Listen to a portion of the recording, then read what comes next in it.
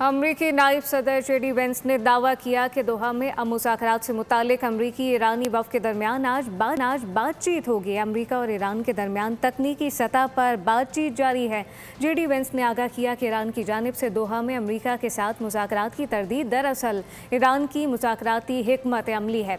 अमरीका मुज़ाकरात की कामयाबी का ख्वाहां है, लेकिन अगर बातचीत नाकाम हो जाए तो अमरीका मजबूत पोजीशन में रहेगा।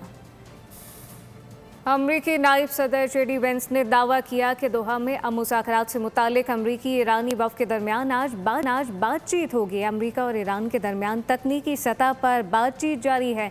जेडी वेंस ने आगाह किया कि ईरान की जानिब से दोहा में अमरीका के साथ मुज़ाकरात की तरदीद दरअसल ईरान की मुज़ाकराती हिकमत अमली है। अमरीका मुज़ाकरात की कामयाबी का ख्वाहां है, लेकिन अगर बातचीत नाकाम हो जाए तो अमरीका मजबूत पोजीशन में रहेगा।